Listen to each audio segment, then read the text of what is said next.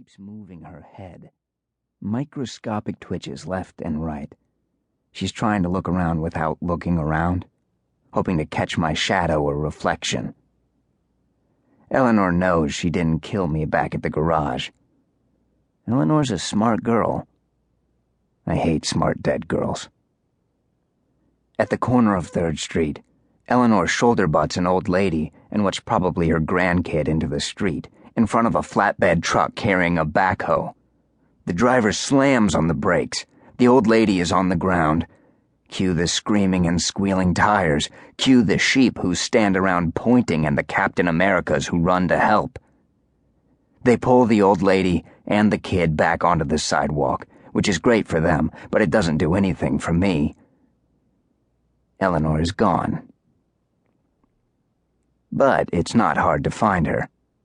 50 people must have seen her pull the stunt, and half of them point as she sprints down 3rd before cutting right onto Broadway. I take off after her. I'm fast, a hell of a lot faster than the flat-footed civilians trying to chase her down. But I'm not quite as fast as a vampire, especially one who's lost her umbrella and wants to get out of the sun before she turns into chicken fried steak. She's gone when I hit Broadway. This part of town isn't that crowded on Sundays. I have a clear view in both directions. No perky blondes running down the street in flames. It's mostly stores and office buildings down here, but all the offices and most of the stores are closed. There are a few open doors in the small shops, but Eleanor is too smart to get cornered in one of those little cracker boxes. There's only one place a smart girl would go. God said, "Let there be light," and cheap takeout Chinese. And the Grand Central Market appeared. The place has been on South Broadway since before the continents divided. Some of the meat they use in the burritos and Szechuan beef is even older. I think I once saw Fred Flintstone's teeth marks on some barbecued ribs. Inside, I'm facing down tacos and pizza. There's a liquor store to my left and ice cream against the far wall. Every spice known to man is mixed with the smell of sweat and cooking meat. Not too much of a crowd at this time of day. Some of the shops and kiosks are already counting up receipts.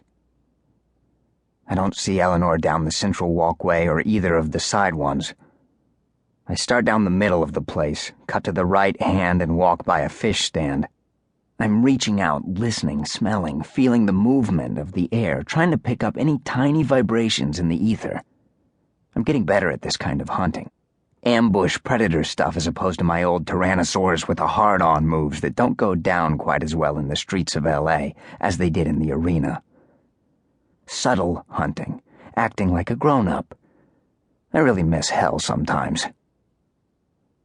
A tourist dad asks me how they can get back on the freeway to Hollywood from here.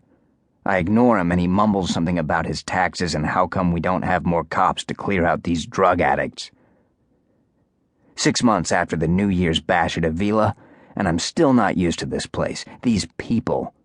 In a lot of ways, civilians are worse than hellions because at least hellions know they're miserable sacks of slaughterhouse shit.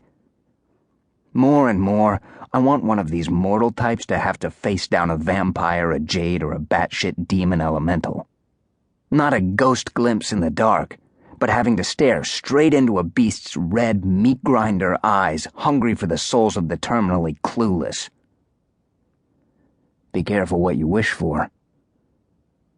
A long orange jet of fire rains from overhead, and there's Eleanor, standing on top of the glass and chrome cases at a spice kiosk. The business end of the flamethrower is a little thing, no bigger than a .45 semi-auto. A tube runs from the pistol to an Astro Boy backpack where the gas and propellant are stored. Eleanor moves her arm in a wide arc, torching produce signs and the backs of a few slack-jawed market workers. She's smiling down at us. Annie Oakley and Charlie Manson's demon baby jacked up on that sweet and special pre-kill adrenaline. Then she's down and running with a small, bubbling laugh like a naughty 6-year-old. I take off after her, running deeper into the market. She's small and fast, and a second later she cuts left down the far aisle.